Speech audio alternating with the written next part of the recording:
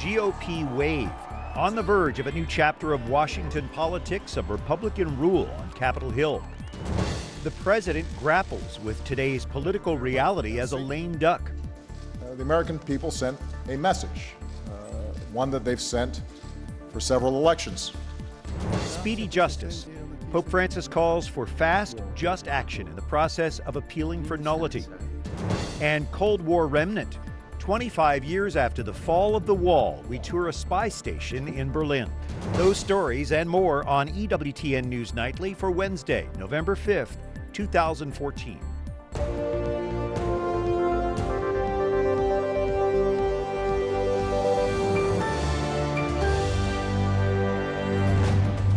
Good evening. Thanks for joining us. I'm Brian Patrick with your news now. And after Tuesday's midterm election, it's a new day here in Washington and in state capitals across the country.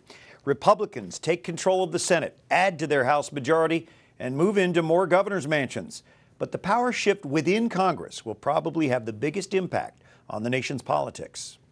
For Republicans across the country, it was a good night, a very good night. Riding a wave of anger at the White House and dissatisfaction with the status quo, voters put the GOP in the Senate majority. They now control 52 seats, ending 6 years of rule by Democrats. Two races, Virginia and Alaska, remain undecided, with the Louisiana Senate race headed to a December runoff. The path to Republican victory took hold in the heartland. Thanks to all of you, we are heading to Washington.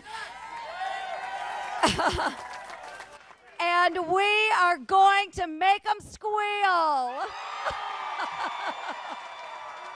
And through the South. So, how about that win? Mitch McConnell fended off challenger Allison Grimes in Kentucky. Tonight they said we can have real change in Washington, real change.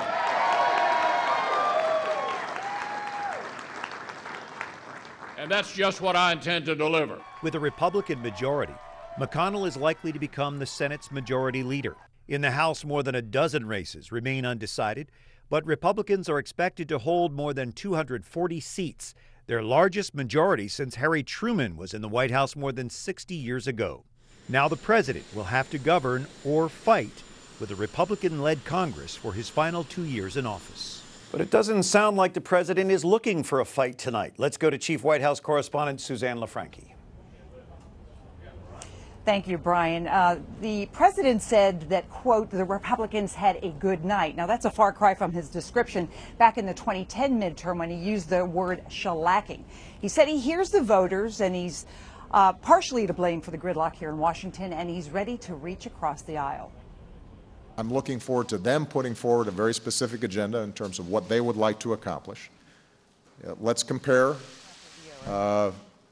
notes in terms of what I'm looking at and what they're looking at, and let's get started on those things where we agree. Even if we don't agree 100%, let's get started on those things where we agree 70, 80, 90%. The president said that he will continue to push his agenda, which includes the infrastructure, tax reform, creating jobs, working on the economy, and trade. However, the top of his list is comprehensive immigration reform, something the GOP has opposed.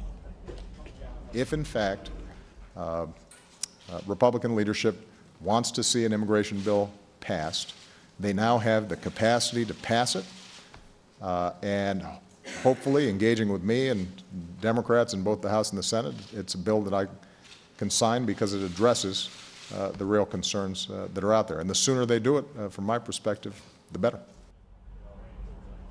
The president says he vows that if he does not get a bill on his desk, he will use executive order and pass immigration reform before the end of the year. He also said he's open to tweaking the Affordable Care Act, something the GOP has threatened to take action with this new term or in January. And he also said that he's invited both the Republicans and Democratic leaders to the White House here on Friday to have a meeting. And he said he's ready to sit down and have that Kentucky bourbon with Mitch McConnell. Back to you, Brian. All right, thanks a lot, Suzanne, as we continue with our Midterms Matter election 2014 coverage. With Republicans celebrating their surge today, Kentucky Senator Mitch McConnell is riding high. Wyatt Goolsby covered his campaign and is back in D.C. with us tonight. Wyatt? Yes, Brian, and Senator McConnell is wasting no time in moving forward after his win last night, saying there are issues where the new Republican majority and Democrats can work together. As you mentioned, I was in Louisville last night when victory was declared in the McConnell camp. The current minority leader is expected to head his party as the next Senate majority leader. McConnell faces 2 more years of the Obama administration, a 2016 presidential election, and a congressional approval rating hovering around its lowest in 5 years. In a press conference earlier today, he wasted no time setting his agenda. The American people have spoken. They've given us divided government. The question for both the president and for the speaker and myself and our members is, what are you going to do with it? And I've already said I want to first look for areas that we can agree on, and there probably are some, and that's what we're going to be talking about in the next few weeks. McConnell said the recent gridlock problems in Washington exist in the Senate and not in the House. He says he wants to make the Senate and its committees relevant again. But with regards to immigration, he says any executive action that President Obama might take without Congress will only antagonize Republicans.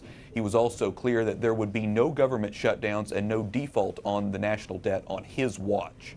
And today at the University of Louisville, Senator McConnell answered a number of questions about opening the lines of communication between the two parties. McConnell says the actions they are working together will be the only way to show they are making progress. So, Brian, that's something that voters and Americans in general will be watching to see. All right, Wyatt Goolsby, thanks. And there were big wins for Republicans in governor's races nationwide. One real surprise, Maryland, a Democrat stronghold. As Jason Calvi reports tonight, it's part of that Republican surge. Maryland businessman Larry Hogan has a new title today, governor-elect. It still was kind of a shock when state troopers showed up at our hotel room and said, "We're here to protect you, Governor." A Republican hasn't served as governor in Maryland since 2007. Republican governor candidates scored victories in other blue states, including President Obama's home state of Illinois, where Democrats have been in power more than 10 years. Are you ready for a new direction? Are you ready to bring back Illinois? In Wisconsin, Governor Scott Walker, who survived a 2012 recall, stays in power. Together, we are Wisconsinites more than we are Republicans or Democrats. In Kansas, pre-election polls predicted defeat for Republican Governor Sam Brownback, but he won by almost 4 points. Republican Governor Rick Scott beat Democrat Charlie Crist in Florida, the nation's largest swing state. Losing is not fun, but what is most important is that we come together as a state. New Jersey Governor Chris Christie, head of the Republican Governors Association, campaigned for GOP candidates across the country, visiting 19 states in 5 days. And I think you saw that across the country. If you're a governor who gets things done, the voters rewarded you. But there were some celebrations for Democrats last night. They did beat out the current Republican governor in Pennsylvania, and they held on to their seats in places like Connecticut, New Hampshire, and Colorado. Brian? All right, Jason, thanks. As Republicans added more seats to their majority in the House, a couple of significant firsts. At age 30, Elise Stefanik is reportedly the youngest Republican woman elected to Congress. She's pro-life. She flipped the upstate New York district from blue to red. She previously worked as an aide to George W. Bush. Also, Utah's Mia Love becomes the first Republican African-American woman in the House of Representatives. She says voters didn't elect her because of her race or gender, but for her abilities. This had nothing to do with race. Understand that Utahns have made a statement that they're not interested in dividing Americans based on race or gender. Love ran for Congress once before from the Salt Lake City area, but lost. She previously served as the mayor of Saratoga Spring, Utah. Alexandra Jaffe covers political campaigns for The Hill. It's a website reporting on Washington politics and policy. Well, it wasn't totally unexpected, but maybe underestimated. How did the Republicans pull this off? Yeah, we were expecting a rough night for Democrats, but not as rough as it was. I mean, a lot of these races were called just after, the polls closed, which showed a strong momentum in Republicans' favor against Democrats. And in talking to Democratic operatives, I think the main takeaway is undecided voters broke against them and broke against them heavily in the final weeks and in ways that polls couldn't even predict. So, that coupled with some failures in turnout among Democratic base groups. They wanted 2012 levels of turnout for minorities and women. They just didn't achieve, really delivered Democrats a tough night. 2016 seems like a long way off. The momentum appears to be with Republicans right now. Do you see that shifting? It's hard to say. It's going to depend on what they do with the Senate majority now that they control all of Congress. And they've been saying for a long time, give us control of Congress and we'll show you how to legislate. So now they have to deliver on that promise. And so if the Republican-controlled Senate, can nail some strong achievements that the Republican Party can tout on the campaign trail, they'll absolutely be in a good position. If it falls into sort of the infighting that we've seen previously, then they'll be in a tougher spot. There are a bunch of Republican governors or governor-elects that are interested in possibly running for candidate. I think of Walker, you've got one of the Bush brothers, you've got Christie. Who do you think among these governors is a potential candidate for president? They all look like they're leaning towards it. Governor Jeb Bush is, moving towards it. His son said that he's, basically in the race. Governor Christie is absolutely making preparations. I think Christie's star has fallen somewhat. He's faced some controversy over his handling of Ebola back in his state, and also some issues with the economy back in New Jersey. So at this point, I think Jeb Bush, is well liked. Is also seen as a safe pick, and with the sort of rehabilitation of the Bush name, I think he's got some grounds to run on, sort of hearkening back to his brother and father's presidencies. Very interesting. So I wonder how you think women played into the election, both as candidates and as voters. We saw some very dynamic candidates there. Exactly, and that was sort of one of the Republican Party's key strategies in dealing with Democrats' main argument against them that we've seen time and time again, which is that they're waging a war on women. They recruited some very strong female candidates, one of whom, one surpassed our expectations in Iowa. That was State Senator Joni Ernst. And at the same time, they started to eat into Democratic margins, which are historically huge with women. We saw women, turn out at the same levels, still support Democrats by 60-some%, but the margins were slimmer. And so, that may suggest that Republicans have figured out a way to pitch their message to women. All right, Alexandra Jaffe, thanks for joining us again tonight. Thanks for having me. Coming up, Pope Francis calls for justice and speed in the process of appealing for nullity to a church court.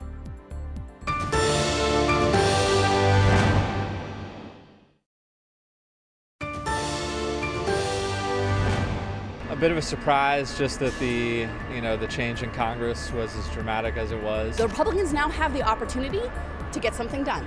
Let's see if they do it. This is going to give them the opportunity to put up or shut up.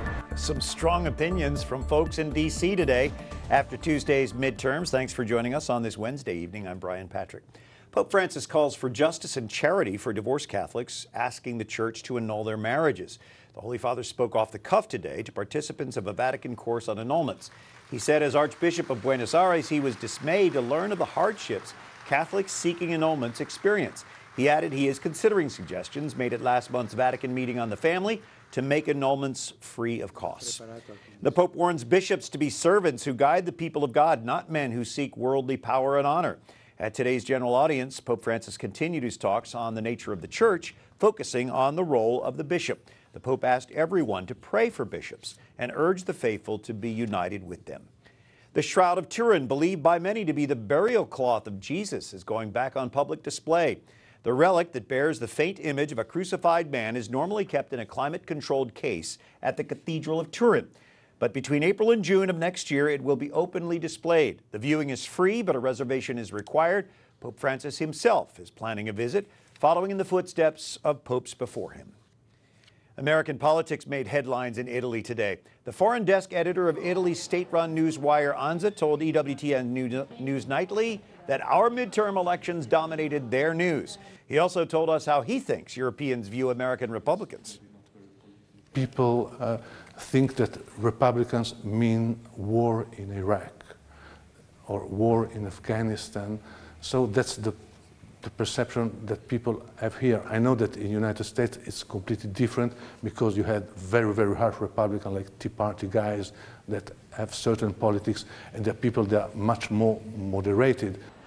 Hansa gained the world's attention last year, breaking the news of Pope Benedict XVI's resignation. John Brabender is a political consultant, the senior strategist behind Rick Santorum's 2012 presidential campaign. John, first of all, your reaction to that comment from the European journalist about how Europeans see Republicans. Well, you know, in this country, we think Republicans sometimes have a brand problem. Now we know it's an international brand problem, that we've been reduced to warmongers as a party. So it's unfortunate that that is sometimes how we are perceived internationally. I like the way you said those Tea Party guys. Yeah, exactly. Yeah. So which midterm campaign do you think was most successful?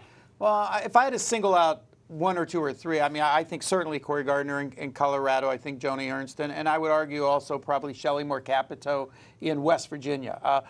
You know, everybody wants to say, was this a Republican wave? And certainly they had the winds at their backs. But what you find in statewide races particularly is you still have to have good candidates. I mean, you can't take a bad candidate, run a really good campaign, and get them elected anymore. There's too much scrutiny and everything else. So when I think Republicans really got the majority back was through the recruitment process and how they got some really excellent candidates. So the war on women rhetoric doesn't seem to be working. I wonder if you think that's going to affect Hillary Clinton's chances in 2016. Well, what I'm hoping, certainly I think it will affect her, but more importantly, I'm hoping it'll end this battle. You know, I think it's such a ridiculous, you know, what I have found myself is oftentimes the Democrats, if they're starting to lose an election, it's almost Pavlovian. Let's bring out the war on women, you know, sort of a theme. Well, interesting enough, if you looked at the exit polls, Republicans only lost the gender gap, the women vote, by 4 points this time. Much improvement from the 2012 cycle and the 2010 cycle. So I'm hoping that basically this sort of charade is over for good. Well, part of it has to do with what we just talked about a little earlier, that there are stronger women candidates in the Republican Party. Well, which was even amazing. They did even go after Republican women, though, and trying to say, well, they're part of the war on women. And I think that a lot of voters saw through that, and I think that's why they were so unsuccessful in that messaging. So do you think the Republicans learned something from 2012, or was this really a referendum on President Obama? Well, they did, and we also had smarter candidates in the sense that what we didn't realize is oftentimes there were traps being set. You know, they would bring up asking a question in the presidential nomination debates. There were 20 in the primaries. They would bring up over and over again, well, what is your position on contraception? And there wasn't a single candidate that actually came out other than say, I'm against it on my religion, but I'm not going to change this in Washington. Yet groups like Planned Parenthood and others would immediately send emails out saying that, you know, this is now a war on women. And, you know, what now candidates were smarter to understand where the traps were, not let this become a smokescreen or issues that were top of mind on voters. And I think that's one of the big reasons, again, that we won so many races, Republicans did. All right, John Brabender, who is senior strategist behind Rick Santorum's 2012 presidential campaign. Great to have you with us here tonight, Thank John. you very much for having me. Up next, an abandoned spy station becomes a popular tourist attraction 25 years after the fall of the Berlin Wall.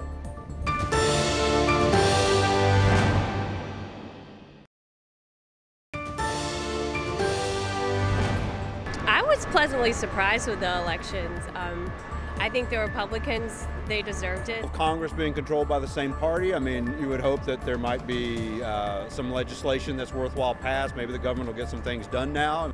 A few positive thoughts on the new political reality here in Washington after the midterms yesterday. Thanks for joining us on this Wednesday evening. I'm Brian Patrick. Besides electing political leaders Tuesday, voters decided some contentious issues. Our Catherine Elliott looks at some of the top winning and losing ballot initiatives. Tennessee voters approved ballot issue 1, an abortion regulation, in a 53-48 vote. It gives state lawmakers more power to regulate abortion facilities. Tennessee Right to Life, a group that backed the Yes for One campaign, said their victory was the result of a hard-fought grassroots campaign in rural parts of the state. They say Planned Parenthood's campaign outspent them by 3-1, but in the end, voters weren't swayed. Pro-life ballot measures in Colorado and North Dakota failed by large margins. A Colorado personhood amendment and North Dakota Right to Life proposition were voted down by 64% of voters in each state. 4 Republican-leaning states voted to raise the minimum wage, something the White House has proposed but failed to accomplish nationally. And marijuana supporters won expanded access and use in 3 states, including Alaska. Oregon voters are allowing people over 21 to possess, manufacture, and sell the drug. District of Columbia voters approved a more limited measure, allowing people to have small amounts of the drug but not to sell it.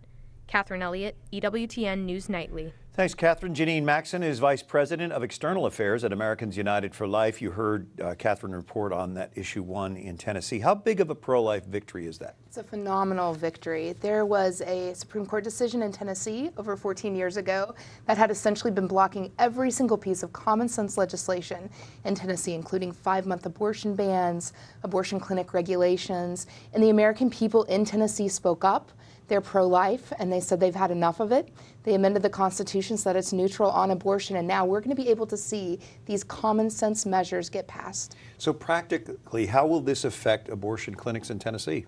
Well, we could pass abortion clinic regulations, which would require abortion clinics to abide by the same standards that you would get in any surgical facility, and essentially ensure that they're providing women the protection they deserve. In many states across our country, women are getting less protection than you would see for your pets to get in veterinary clinics, and it's just atrocious. For the third time, Coloradans voted down the personhood amendment, the measure. Why do you think that is? Well, the pro-life movement is not a one-size-fits-all movement. There are many, many strategies, and the good Americans in Colorado that were working on that amendment should not be discouraged today, because there are many strategies in the pro-life movement, and Colorado actually was a victory last night. Cory Gardner got elected in spite of the fact that that whole election in Colorado was based on the whole war on women rhetoric. It didn't work for the Democratic Party. It's not going to work moving forward because Americans are pro-life, and they're going to continue to elect pro-life officials that are going to adopt pro-life measures throughout the country, both on the state and federal level. With Republicans now in control in the Senate, what are the chances of new and really powerful pro-life legislation passing? Well, what is really great is that we saw in the House 7 pro-life measures passed in this pro-life House, all blocked by Harry Reid's pro-abortion Senate, which has now been replaced by the work of the American public. There were 9 key pro-life races we were following last night. We won 8 of them. There's going to be a runoff in Louisiana. I'm confident that we're going to win that one too. This is nothing short of a message that America is pro-life. All we need is a pro-life president, and the sky's the limits as to what we could do. All right, Janine Maxon with Americans United for Life. Thank you so much for your insight tonight. Thank you. Well, in Berlin, a Cold War secret is now open for public tours. It's a listening station that was situated in West Berlin, controlled by the Allies. Because West Berlin was a pocket of freedom behind the Iron Curtain, the Allies could build this station and eavesdrop on Soviet communications. After the wall came down in Berlin, the station was closed, and for years, it was taken over by squatters while others held events in its shell. It's recently become a tourist site. Some former technicians give tours, and others reflect on their service there decades ago. It's a secret place. People love secret places. Yeah, good so. And they know that it was an important place, but the details, they have no idea. I think we can honestly say that our small part, hopefully, played a part in German unification and perhaps the end of the Cold War. The tour operators say 10,000 people visited the spy station last year, and they expect even more this year. It's hard to believe it's now been 25 years since the Berlin Wall fell and communism began to collapse in Eastern Europe.